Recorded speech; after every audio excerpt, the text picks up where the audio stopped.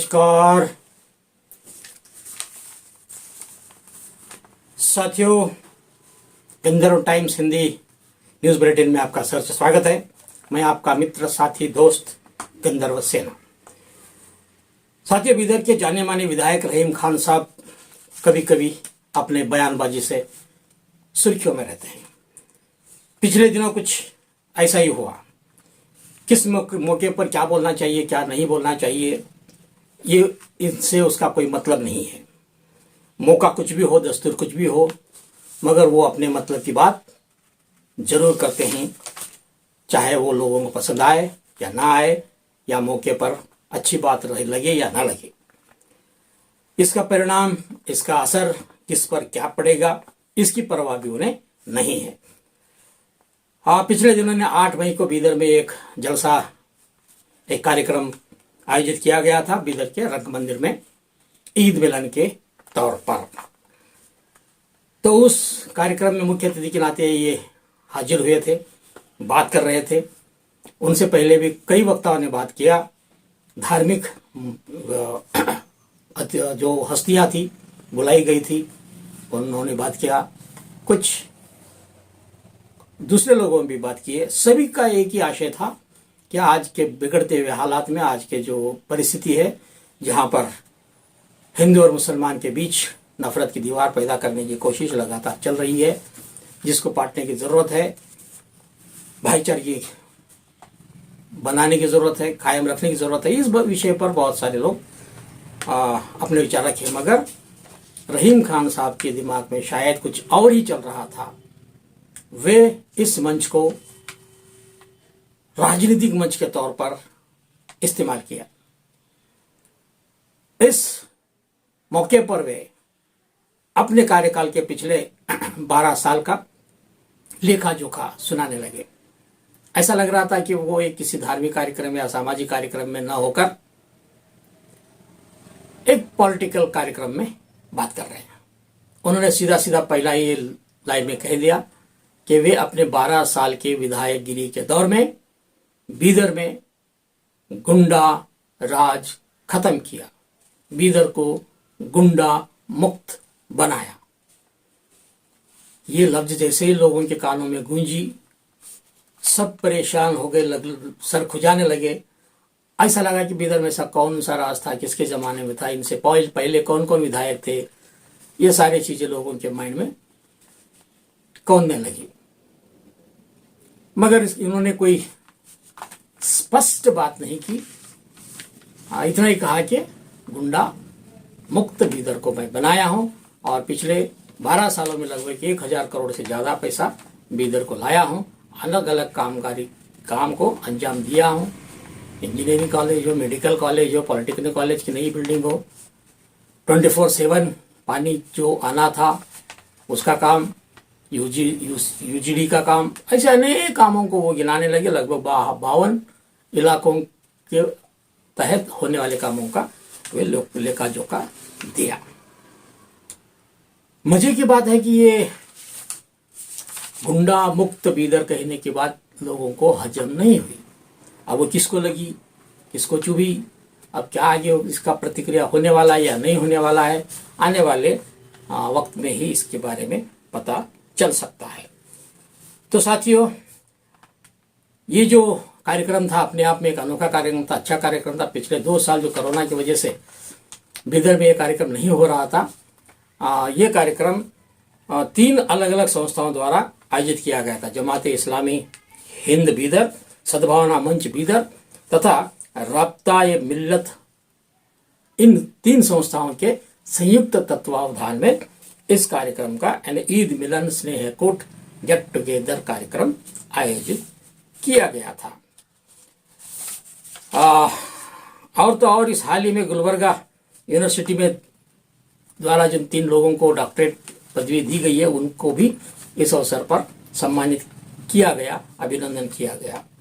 तो कार्यक्रम के आरंभ में तो अखिल भारत लिंगायत समन्वय समिति के अध्यक्ष श्री श्रीकांत स्वामी, कन्नड़ साहित्य परिषद के अध्यक्ष सुरेश चंदशेट्टी, मराठा समाज के जाने माने कार्यकर्ता लोकमुद्रा सहकारी संघ भालकी एवं बसव कल्याण के अध्यक्ष सुभाष शेडोले, आदि वक्ताओं ने हिंदू मुस्लिम के बीच भाईचारा सौहार्द को बनाए रखने की जरूरत पर अपने भाषण में कहा। और 12 जो भी बातें एमएलए साहब ने कही है वो संदर्भ नहीं था, इस मौके पर बात करने की जरूरत नहीं थी, मगर वे शायद 2023 चुनाव उनके हिसाब से अभी चालू हुआ है और हर मौके पर वो चुनावी भाषण कर रहे हैं। तो दर्शक समझ गए होंगे कि किसके दौर में क्या हुआ, क्योंकि बीदर में इनसे पहले भी कई एमएलए हुए हैं जिनमें बहुत प्रमुख नाम है। नारायण राव मंडल का दौर हो, रमेश पांडे का दौर हो, बंडप्पा खाशमपुर का दौर हो, जुल्फिकार हाशमी का दौर हो। रहीम खान का इशारा किस दौर के तरफ था, ये दर्शक जो हमारे वीक्षक हैं, जो समझदार हैं, और शायद इशारा समझ चुके हैं। तो दोस्तों, कार्यक्रम का संचालन जमात इस्लामी हिंद के बीदर के प्रमुख निजामुद्दीन साहब ने किया। सद्भावना मंच के प्रमुख अध्यक्ष गुरुनाथ गड्ढे जी ने प्रास्ताविक भाषण दिया। राब्ता मिल्लत के प्रमुख शाहीन ग्रुप के अध्यक्ष डॉक्टर अब्दुल कदीर साहब ने धन्यवाद अर्पित किया। कार्यक्रम की अध्यक्षता जमात इस्लामी हिंद कर्नाटका के सेक्रेटरी जनाब अकबर अली ने किया। ये तमाम कार्यक्रमों में कुछ बातें उभर के आई है जिसमें उल्लेख करना जरूरी है। श्रीकांत स्वामी ने अपने भाषण में कहा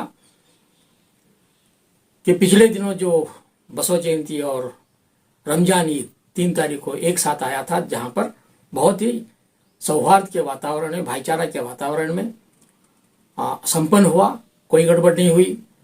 हालांकि मुस्लिम समुदाय के ही लोग बसव जयंती के लोगों का स्वागत किया, अभिवादन किया, फूलों की वर्षा की, बहुत ही शानदार शांतियुत वातावरण में संपन्न हुआ। जबकि इससे पहले हनुमान जयंती हुई, रामनवमी हुई थी।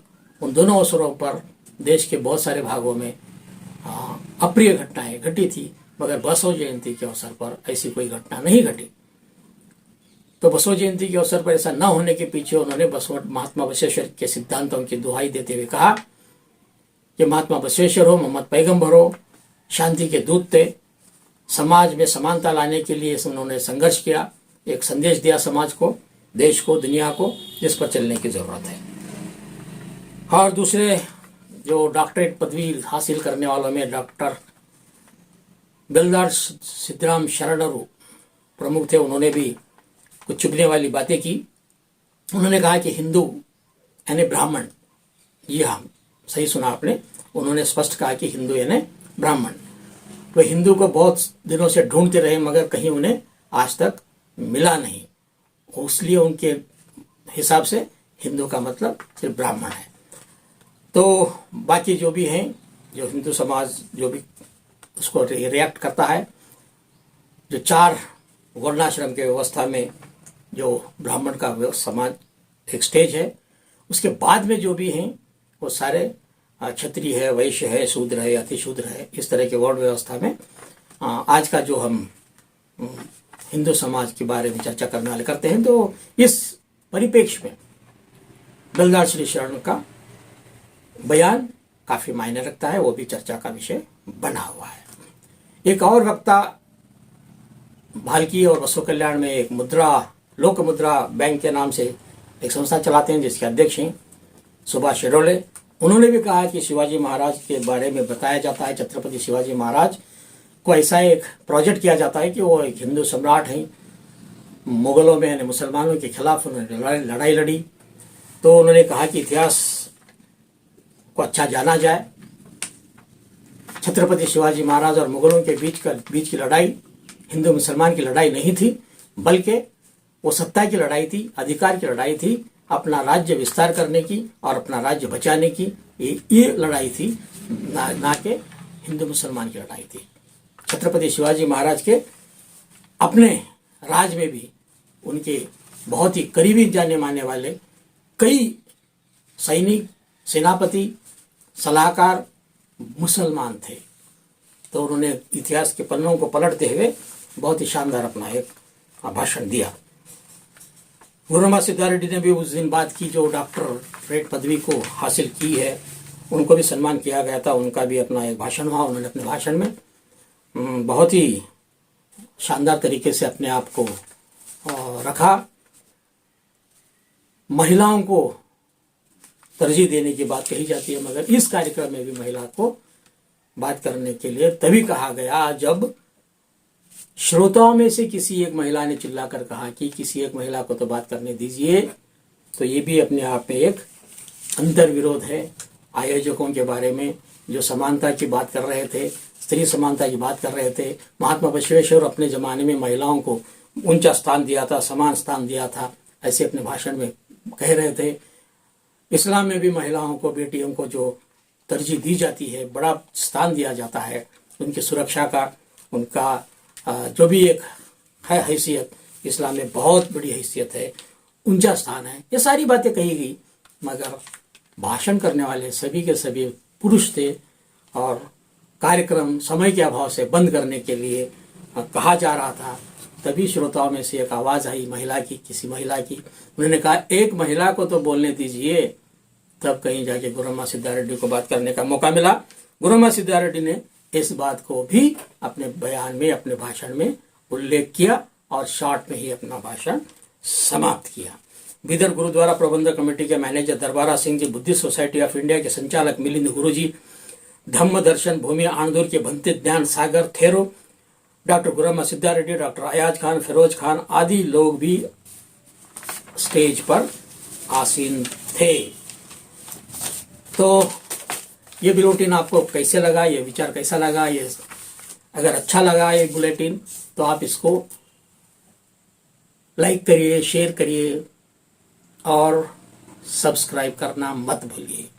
धन्यवाद।